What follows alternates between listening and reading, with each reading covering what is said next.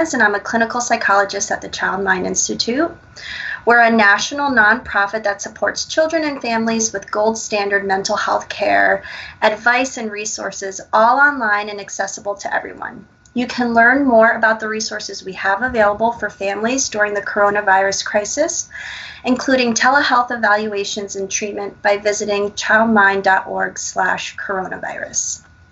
Today, I'd like to talk about guiding children through changes in routine and answer questions about that and anything else that you're wondering about. Post your questions in the feed. We'll also post some links to helpful resources on childmind.org and the details about the next Facebook Live. Remember, we're here every day at 10 a.m. and 4:30 p.m., and we look through your questions daily. So to get started, I know from my own experience in helping my child through the changes in our routine has been at times challenging, especially since home for my 4.5-year-old is usually about play and spending time with his parents. It's been more challenging for him to understand that now home also includes some schooling and also includes us working from home. So I too have tried some of these basic tips that I wanted to go through with you to help with these changes in routine. The first has been really helpful for us to maintain the routine that we had before, especially around morning time and bedtime. These are the times that sort of bookend your day. And so we've really tried to stay to waking up at a specific time, going through our typical morning routine that we usually had before. So that way it really sets up our day in the same way that it did before when we were going off to school.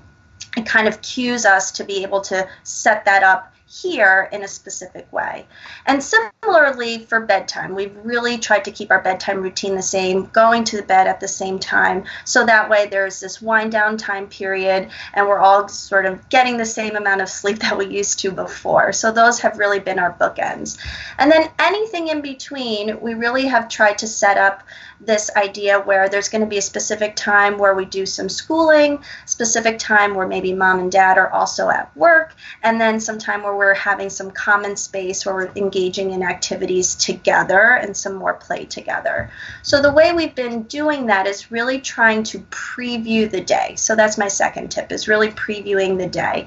You can do that on a Sunday where you're trying to preview the week, but also in the morning, really previewing that with your child, really trying to set up that calendar and saying, this is the time where we're going to do some school. This is the time where I have to have some time for myself, and this is what you're going to do in terms of an activity, and this is when mom's going to be doing some work, and this is the time where we can kind of come together and do some things together as well. So that way they really understand what the day is going to look like, and you can really reinforce that throughout the day as well. The other thing I would suggest too is actually environmentally setting up space where your child has specific space that is dedicated for school or where they're going to be doing some work. So that way actually transitioning to that space can cue them for maybe work mode. Similarly for you, having your own space for your own work can also cue you for work as well. And then maybe the common areas where you're having fun and having activities together. For major transition, my other tip would be to use some countdowns, especially for younger kids. You're really trying to help them to get emotionally ready for the next transition, especially if you know it's going to be a particular challenging one, from watching their favorite cartoon or show into maybe doing another activity that's maybe more school related. So I usually start off with 20 minutes. The 20-minute mark, I say, you know what, in another 20 minutes, you're going to be able to watch the show, and then we're going to do some work together, or we're going to do school, and then I go from 10 to 5. So that way we're really helping them to get ready. You really want to also be using a lot of really great intrinsic rewards. It can come from very specific labeled praise and giving them a lot of attention around good transitions, but also maybe setting up a sticker chart so that way you're also really being specific around the behavior that you want to see, such as you did a really nice job coming to the table, sitting down, and getting ready to do some work together. So that way it's very specific and they know what they're getting praise for. Lastly, try to experiment a bit. So if it doesn't go particularly well the first time around, that's okay. You can do some tweaking. But the other thing I would also say is give it some time. So even if it doesn't go particularly well the first time around, maybe try it again for a few days as everybody's sort of getting used to this routine. Don't give up on it too easily, because it does take some time to get into the flow and into the rhythm. So really try to experiment and also keep to those basic structures. So those are some overall tips on how to help kids transition through this time. If you're just joining me right now, welcome. My name is Janine Dominguez, and I'm a clinical psychologist at the Childmind Institute, and we're really helping parents during this coronavirus crisis time to really set up structure at home, and we also have other resources online at childmind.org/coronavirus. So this can be a nice time to take on some questions, and I have some right now in front of me. So the first question is, my daughter is very anxious and misses her friends. How can I help? This is a very typical thing that's happening actually to a lot of children. And so I think validating where your child is coming from and where your daughter is coming from is really important. Knowing that if you're feeling like you're missing out on friend time, of course you might feel disappointed and anxious. I would take some time and actually ask her what in particular she's feeling anxious about. So is this worries around losing out on friends? Is she fearful that her friends are going to be drifting apart? If these are some of the worries, I think this can be a time where you provide some assurance that actually everybody's sort of feeling the same way right now, and everybody's practicing social distancing. And so this fear that people are drifting apart might not be so. That might actually be a worst case scenario, or that might be mind reading. Those two things are two types of anxious thinking that happen where we sometimes fall into these thinking traps. Mind reading being assuming that you know what the other person is thinking, and worst case scenario being that you're thinking that the worst possible outcome is going to happen. So you can actually help your daughter start to identify potentially if she's falling into these anxious thinking traps. And then helping her to relabel or redefine and be more realistic around the thinking. We know that everybody's doing the social distancing thing right now, and so everybody's trying to figure out more creative ways of staying in touch, and it's okay to feel a bit anxious about that, and we can do some things to help out. And so then you can maybe coach in helping her to problem solve out what to do next. One, I would suggest asking her how she's been able to keep in touch with friends in the past if they haven't been together. So whether it's through social media or whether it's through FaceTiming, and then really helping her to reach out to those friends and set up those times to be able to be connected. So that way, while they're not seeing each other directly, there's still this ability to stay connected, and you're still helping her to social problem solve that through. So again, really helping her to identify any sort of anxious thinking traps that she's falling into, and then also coaching her through how to reach out to friends and set up that time virtually to really stay connected. So that was a really good question. The next question is helping to actually define a little bit what labeled praise is. So if you're just tuning in, again, my name is Janine Dominguez. I'm a clinical psychologist, and we're talking a bit about how to set up routine and help children really get through this new normal. And I talked a little bit about labeled praise before. So what we know in research and also through treatment is that the best way to have behavior and promote behavior is through positive reinforcement. And actually, the best positive reinforcement comes from parents and comes from our label praising behavior. So the reason I say labeled praise is because it's a very specific type of praise. It's actually really being very specific around the behavior that you see, and adding a praise at the end. So that might be, I really love how you were able to clean up your toys and come to the table for dinner. So we're being very specific about the praise being around cleanup and also coming to the table. Or I really loved how you helped me out today with the dishes and also with your brother's homework. So really being specific around the help, is particularly about cleaning up with the dishes and also maybe helping out with siblings too. So that very specific praise actually helps kids and adults know exactly what they did well, so that way they can continue to do it well. So really good question.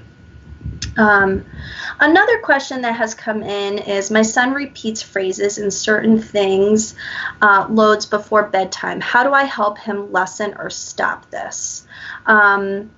So what I would say to that is, it sounds like potentially the certain phrases might help him to feel self-soothed before going to bed. So prior to the coronavirus crisis, I'm wondering if potentially this was also something that he was doing before. And this might be, again, a potential ritual that he has engaged in order to help him to go to bed. And so some of the things that you might want to work on is setting up how to shorten the amount of times or that he says or repeats the phrases. So you together can collaboratively come up with that. You might ask him, if possible, what does it feel like, or what would it feel like if you couldn't do that? And so in that situation, your son might say, it might feel not just right. It might make me feel really anxious. I'm afraid I won't be able to fall asleep. And so getting that information will really help you to also provide him with some information. And what I would say is, it might feel really uncomfortable when we start to taper down what you're saying, but that's okay. That doesn't last forever. And eventually you can ride out that wave, ride out that feeling, and you'll feel okay. So we want to work together on helping you to feel like you don't have to say these things, or you don't have to repeat those phrases. And so you might start off with, again, lessening the amount of phrase repeating he does. Maybe if he's doing it 10 times before going to bed, you want to maybe cut that in half. And as soon as he's able to do that, really, again, getting in that specific label praise, even setting up a reward chart around the behavior that we're trying to lessen. So that way he is also getting the sense of, I don't have to do this behavior in order to feel okay and be able to go to bed. That was a really great question. Another question is, my son who's on the spectrum is having a hard time with this change, and we've been keeping a strict schedule, which is working, but misses his friends, and we set up online, but he doesn't like to face the FaceTime option.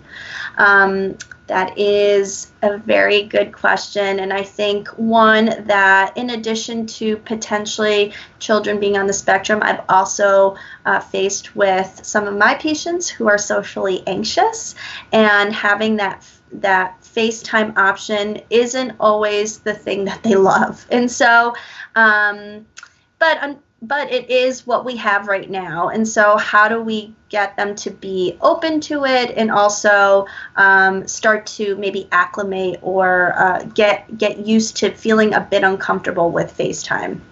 So some of the things I would include or suggest you do is actually, maybe even just practicing FaceTiming with each other in the house. So just to get used to that idea of being on screen, being virtual, really again, setting up some practice to do that. They might think that's silly. That's okay. Again, you're saying to them, we really want you to start to get comfortable with feeling a bit uncomfortable with FaceTime to the point where it feels comfortable. And so you might start off and give some scaffolding to that and have them FaceTime at home with you, maybe FaceTime with a sibling, again, getting used to that.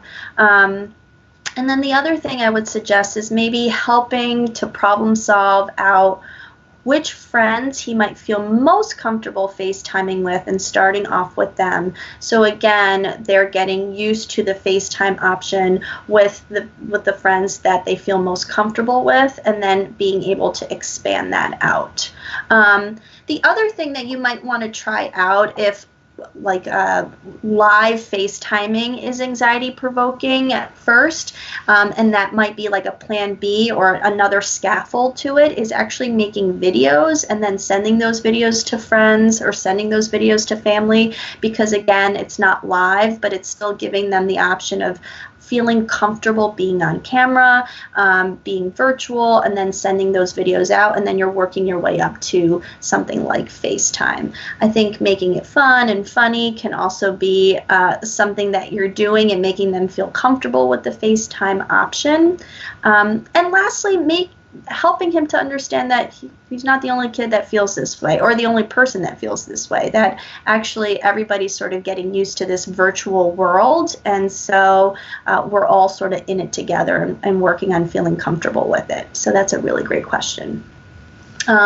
Again, I just wanted to throw out there, if you're just tuning in, my name is Janine Dominguez, and I'm a clinical psychologist at the Child Mind Institute. Please visit childmind.org/coronavirus to get more resources and more information about how to support yourself and your family and your children through this difficult time. Another question that has come in is, I'm a very anxious parent, and 2 of my 3 kids are very anxious. We are in a trigger loop. How can I stop that?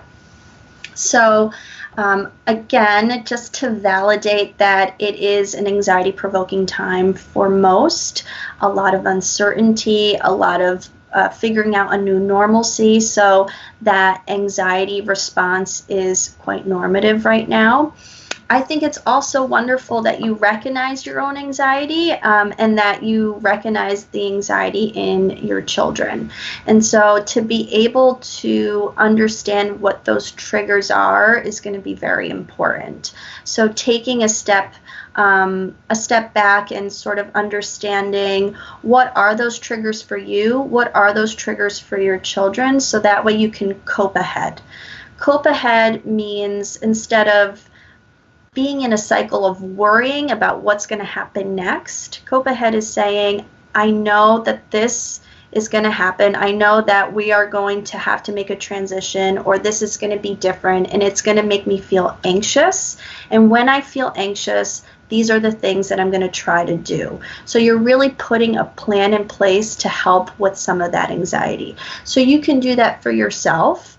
So that way you are coping ahead and saying, like, I know specifically for me, I get more nervous and anxious around a day where I know I have a lot of work I need to do, and I also am trying to balance my time with my son. And so I know it makes me feel anxious to be like, how am I going to get it all done? And so knowing that and coping ahead for that, I could actually put a plan in place a bit to say, you know what, I'm going to carve out this time to take 5 minutes to myself. I'm actually going to do some mindfulness, or I'm going to take some really deep breaths to really turn down my anxiety response.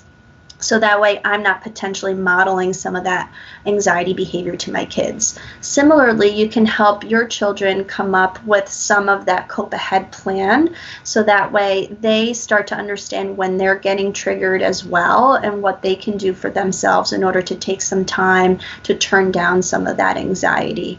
But overall, I truly believe you understanding when you're feeling anxious and when your children are feeling anxious, and helping them to recognize that response is really helpful, so that way you can really put a plan in place to cope ahead.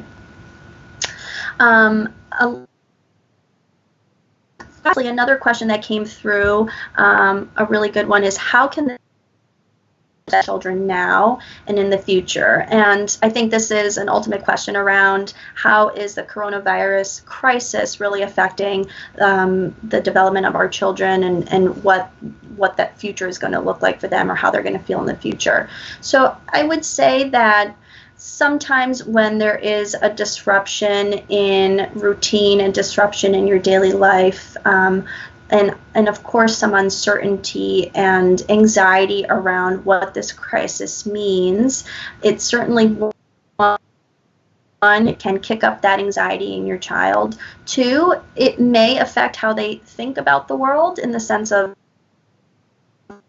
potentially a dangerous place. It's one filled with uncertainty. You never know when things are going to happen.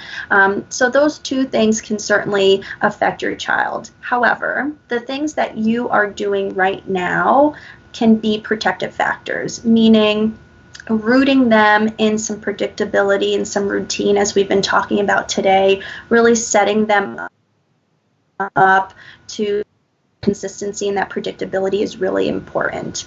How you set the emotional tone around what is happening right now is also really important. You can certainly be truthful and validate, yes, there's some uncertainty, but what we do know is that there are experts around the world really working very hard to figure out how we can contain the virus, what we can do to help one another and help our family, and we're doing what we're supposed to be doing. We're keeping to good hygiene, we're social distancing, so we're really doing all the things we can to feel protected.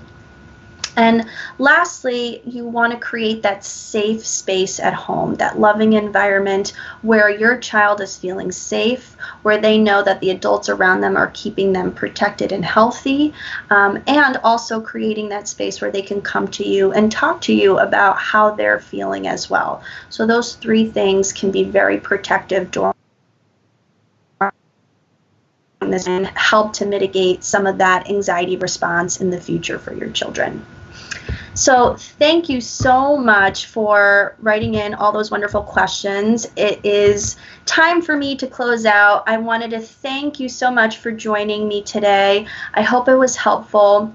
And remember, we're here every day at 10 a.m. and 4:30. We look forward to your questions daily. So check the post for the topic for our next live.